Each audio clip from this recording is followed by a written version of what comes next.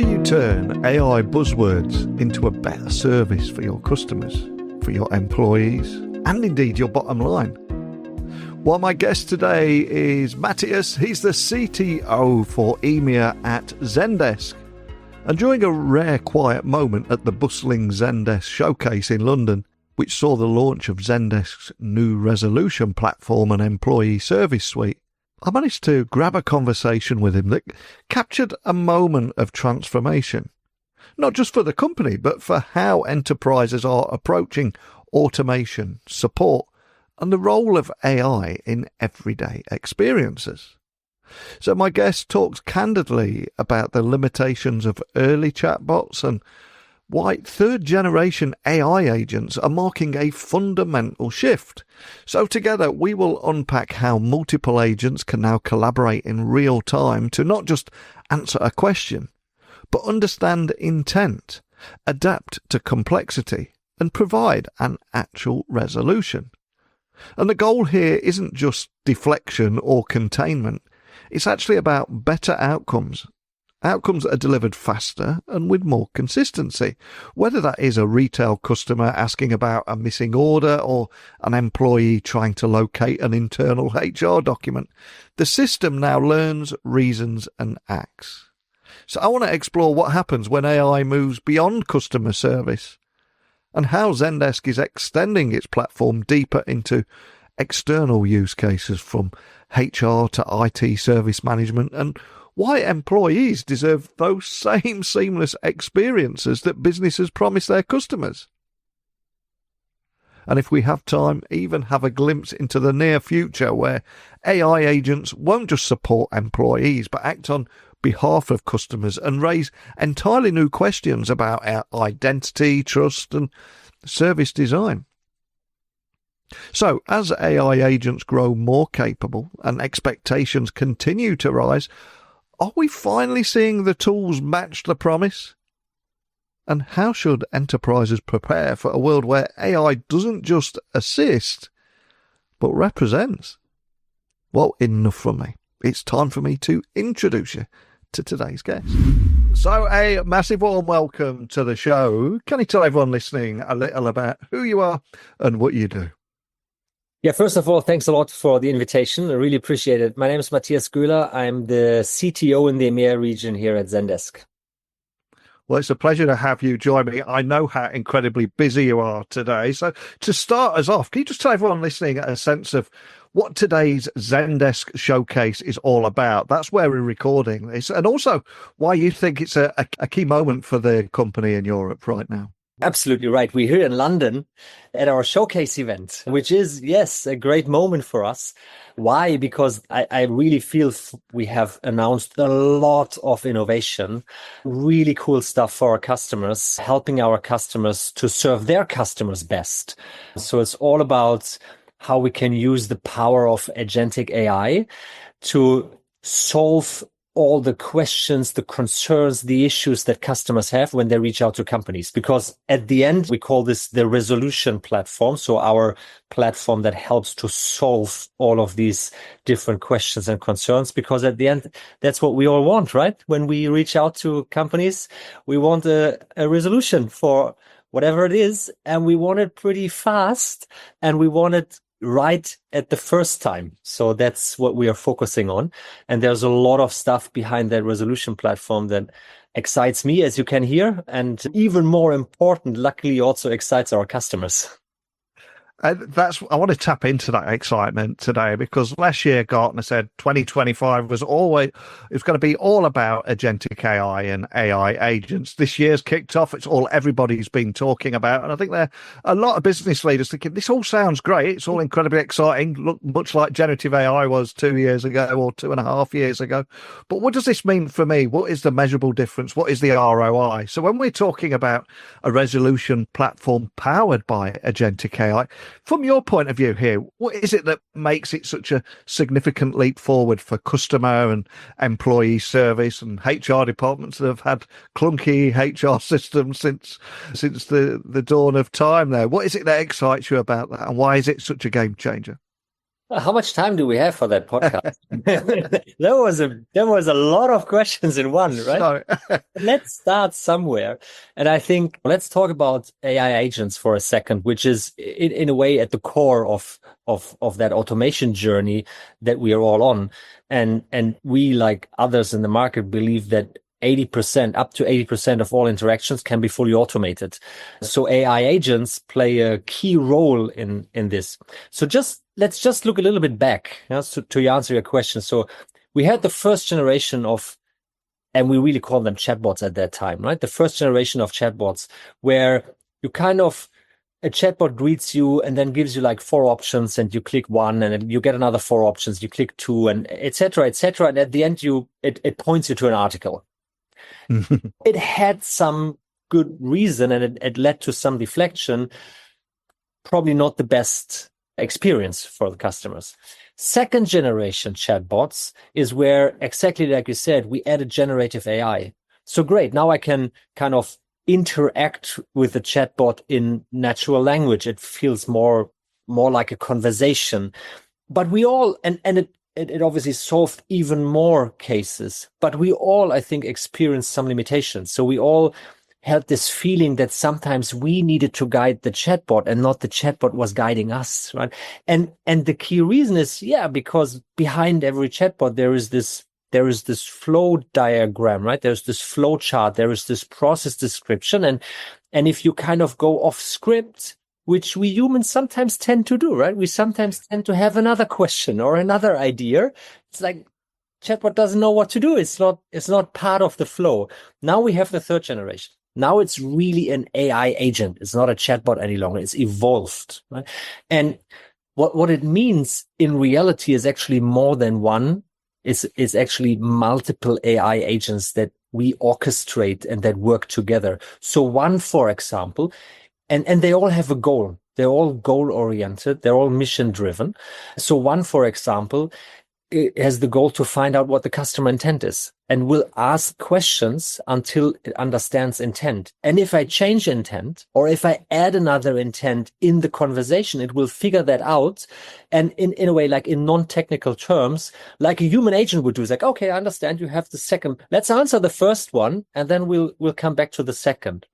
You have other AI agents that are then working on knowledge base, working on integrations, trying to get relevant data from other systems, etc. So it's an orchestration of all of these, which means now you can really handle much more complex cases.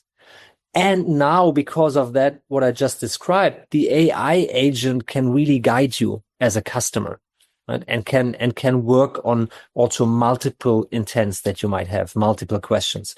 So now I feel, from a technology point of view, now we really have the ingredients to drive up to 80% automation, where you can basically think now about whatever industry you're in, like what are these use cases that you as a company have where customers reaching out again and again and again that you now can automate and then free up time to concentrate on more complicated things, more value adding conversations with customers, etc. So that's one piece of our resolution platform, which is truly a game changer and is truly exciting. And I think we're all somewhat divided, almost have split personalities, because I think when we put our work head on, chatbots, the old chatbots ways of thinking and solving problems, everyone's all in on that. But when you put on your customer face and you're trying to solve a problem, and as you rightly said there, those old chatbots, we ended up guiding the chatbot rather than the chatbot guiding us. And for that reason, there'll be a lot of people listening when we mention things like AI and chatbots. They'll be a little bit guarded because of those frustrations that they've experienced in the past. So how would you define agentic AI in the context of customer experience moving forward? And how would you say it differs from those earlier waves of automation we've seen and maybe eradicate some of those bad experiences and frustrations?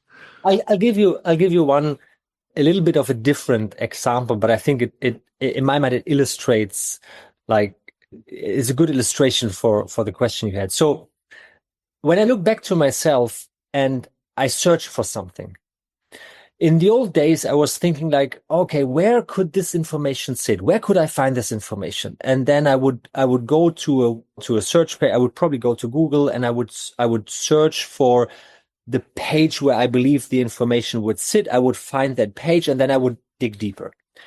In today's world, whatever it is, right? Whatever it is, the only thing I'm doing is I'm going to Google and I'm typing in a real question. Whatever the question is. And guess what? In over 80% of all the cases, there is this one sentence summary and it gives me the answer. And then if I'm very German and I'm very skeptical, then I still click on the blue link and see and I read the full thing and see if it's summarized correctly. And guess what? It's summarized correctly, right? So what I want to illustrate by that is we actually want self-service as customers. Why? Because it's super convenient, right? I can do it whenever I want. If it works well, it's fast, it's instant reply. So I get the answer that I need.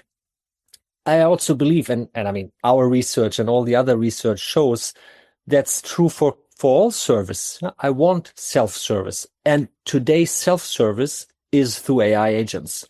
So if I now start to experience as a customer, oh, things have changed. I'm not getting a link to an article that I could have read on the FAQ page myself. Thank you very much.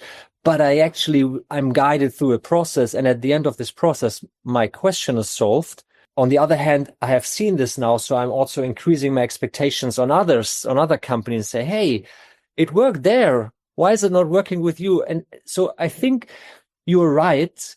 There has been a lot of frustration. And I think also the two of us and probably all of the people listening will have examples where they say, yeah, I experienced myself. It didn't really work. True. But I also think that now when we move into a new world and we see it more and more, like over time, more and more working well, because that's actually what we want. It's convenient. It's instant. Who wants to wait on a phone line, right? For the operator to pick up? Like, I don't. Yeah. So I think this will change. This will become the new normal. And the more it will work, the better our experiences will be, the more it will be accepted. I think it's also important to talk about those frustrations inside the workplace. We've all had those moments where we need to find an email that we filed away in, February 2023 on a Sunday afternoon, or a PowerPoint presentation template, all those dreaded SharePoint documents that are hidden in a huge pile where it's almost impossible to find anything you want. And again, conversational AI, it helps you find that information quickly, whereas the old way, you were searching forever and emailing 101 people, weren't you? Yeah, absolutely. Which is also perhaps a good transition to the other big thing on the AI side, right? And when you said, what is it that excites me on our resolution platform? So AI agent is one thing, but then there's always humans in the mix, right? We always have cases where they need to be handled by human agents because they're very sensitive. There's legal reasons, because I, as a customer, want it like this. Yeah. So then the next thing is, okay, how can we now support the human agents to become more productive?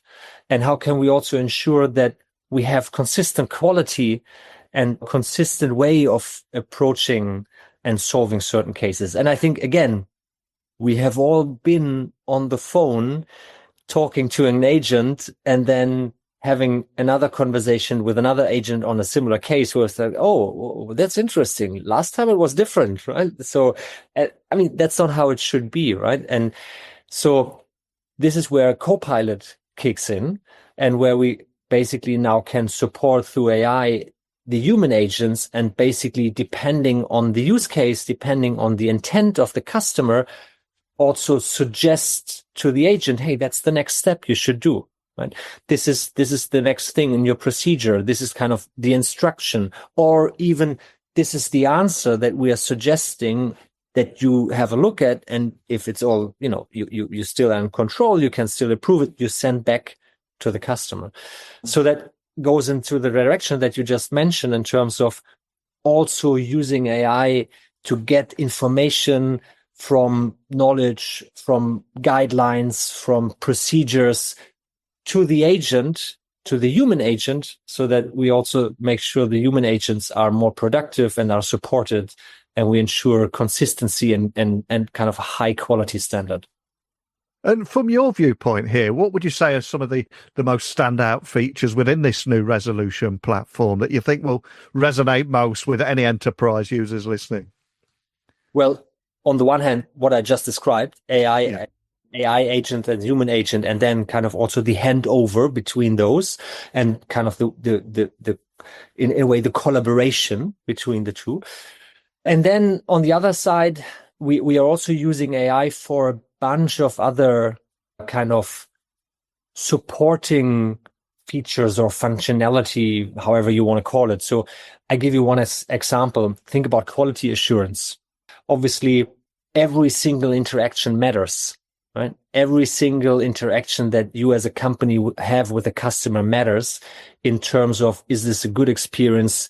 Is it driving high customer satisfaction or the opposite?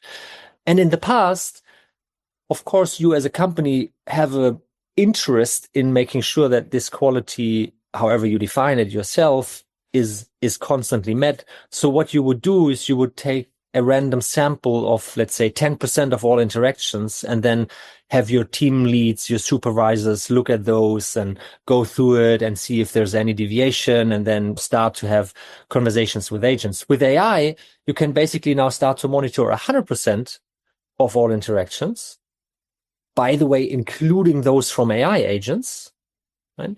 And see, are your quality criteria met? And if they aren't, that's the relevant set for the supervisor, for the team leads to look at, and then identify training opportunities, coaching opportunities, potentially even looking at your own procedures. And perhaps the fault is not with the agent, but might be you need to rethink your guidelines. You might to rethink the processes you have set up. So just one example, that's why I asked you for how much time we have. I could go on, right? But there's a lot of things where we're also looking at taking AI and the power of AI and embedding this in all these other areas, like these surrounding areas, to support the setup and the kind of productivity of the overall system. And we was talking about employees a minute ago, and one of the reasons I brought that up is because you've recently launched the Employee Service Suite. So why did you think it was so important to extend Zendesk's AI strategy into internal support and IT service management? It will be music to the ears of a lot of people in that space, but tell me more about that.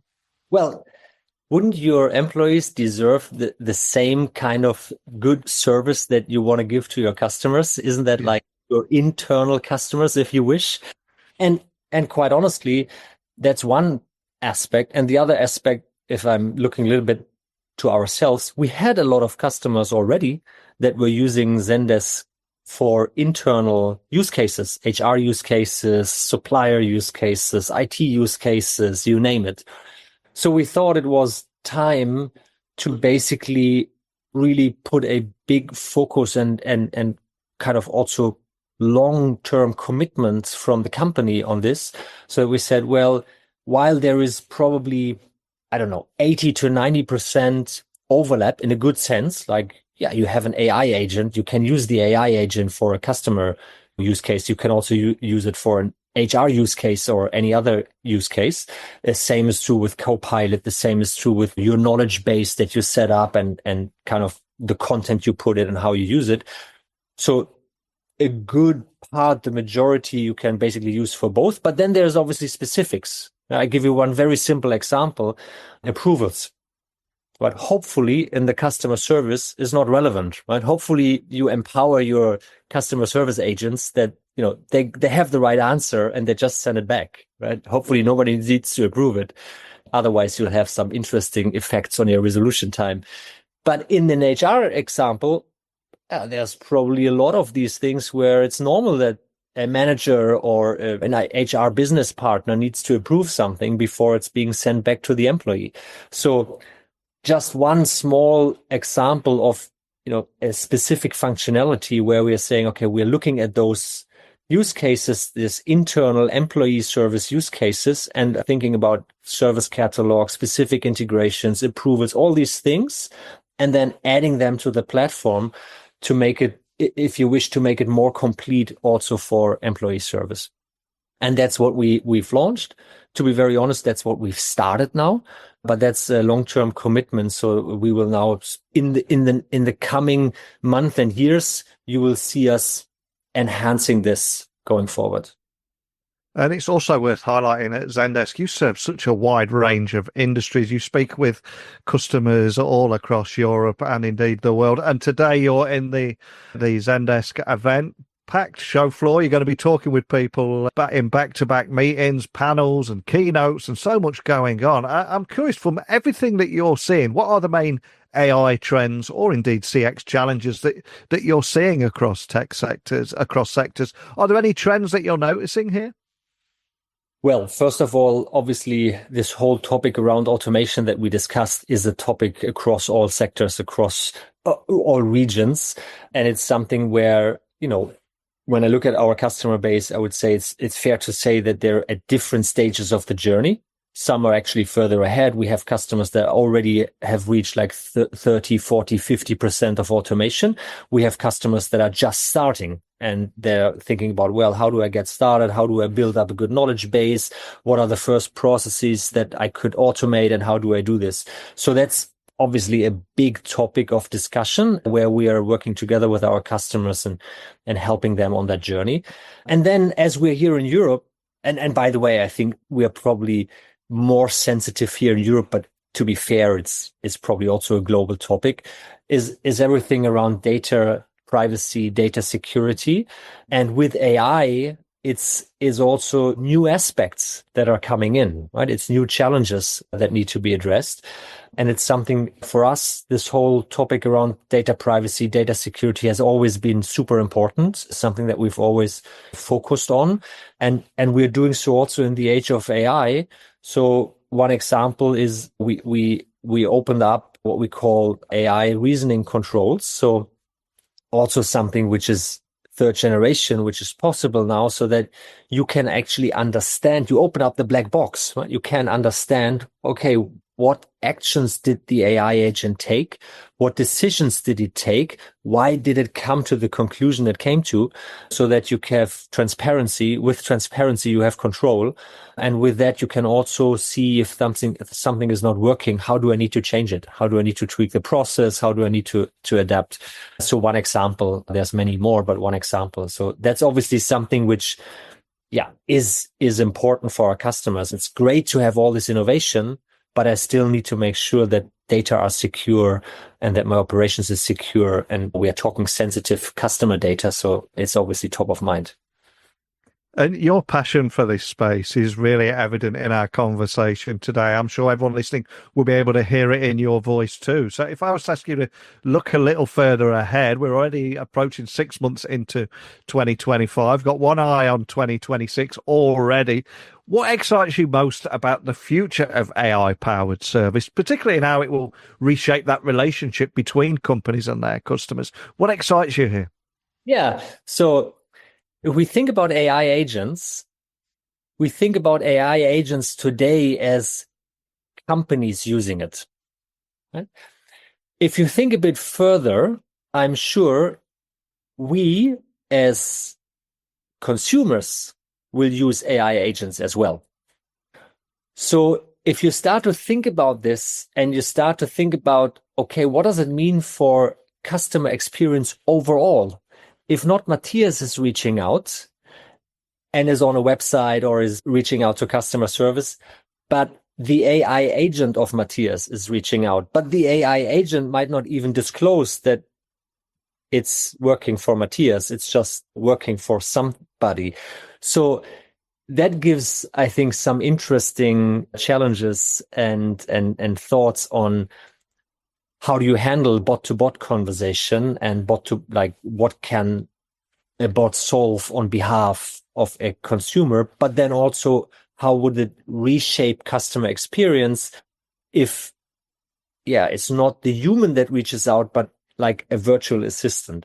And it's something that I don't think anybody has solved and has all the answers, but it's definitely something that when we start to think about the future, is one of these things that we are looking at and we are starting to think about and starting to experiment, and it is probably something for the whole industry to, yeah.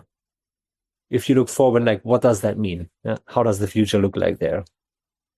And for anybody listening that are going to be starting to look at those bigger questions and evolving with your vision there, where can they keep up to speed with future releases, contact you or your team, find out more information that's coming out of the event? Where would you like to point everyone?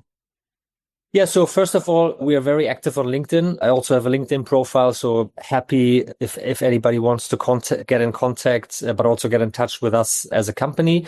If anybody is more interested to learn and get a bit deeper about all the stuff that we have just released at our events, there is like virtual keynotes and virtual playbacks available, so on demand. So that's something that people can do. And then, of course, we have a website, we have forums, we have customer forums, we're offering webinars, etc. So I think there is a bunch of opportunities if people want to get in touch or want to stay connected or up to date, which, yeah, we'd be happy to. Awesome. Well, I will add links to everything, and I would urge everyone listening to check out some of the links, some of the replays, because there's so much great information on Zendesk's latest innovation, the launch of the resolution platform that is powered by agentic AI to streamline issue resolution and the employee service suite that we mentioned there. And I think more than anything, it's the value and impact of agentic AI. There's a big focus on ROI and making a measurable difference right now, and it's great to hear how you're tackling that, and also how AI is transforming customer service and experience, and sharing some of those key CX and AI trends that you're seeing. I'd love to stay in touch with you, maybe get you back on later in the year, maybe get a few predictions of what you're expecting next year. But more than anything, I know you've been incredibly busy today. Just thank you for sitting down with me today. Thanks again for the invitation. Really appreciate it. I think one of the things that stood out to me in our conversation today was that grounded clarity of Zendesk's vision. This wasn't a pitch for technology's sake. It was a clear articulation of how AI is being embedded into everyday processes. And in doing so, it is quietly solving problems that used to cause friction, delay, and inconsistent experiences. So this notion of AI agents as mission-driven collaborators, not just digital assistants, feels like somewhat of a meaningful step forward. Because rather than repeating the mistakes of Chatbot 1.0, the resolution platform that we talked about today tackles complexity with orchestration and transparency. And I think there's a clear understanding that even the best automation will never replace human empathy in some interactions. But what it can do is dramatically reduce the noise so that humans can focus where they're needed the most. And I was particularly interested in the parallel evolution inside the workplace. And by applying the same design thinking to internal support, Zendesk is helping companies treat employees almost like internal customers by giving them better tools to work with, to solve and engage. And for me, that kind of symmetry feels increasingly important because AI is blurring the lines between internal and external experiences, and so it should. But here's the question. Are your AI investments helping your teams? Are they helping your customers achieve real outcomes? Or are they just adding another layer of complexity? I want to learn more about how agentic AI is reshaping your business, how it approaches service, or whether you're still navigating what it all might mean in practice for your organisation. The idea behind this show is every day I share a story, the guest shares a story, you share your stories, put it all in a big melting pot and we learn from each other. So let me know your thoughts. techblogwriter@outlook.com, LinkedIn, X, Instagram, TikTok, just at Neil C. Hughes. But that's it for today. So thank you for listening as always. And I'll be back in your podcast feed as soon as you hit refresh. Speak with you all then. Bye for now.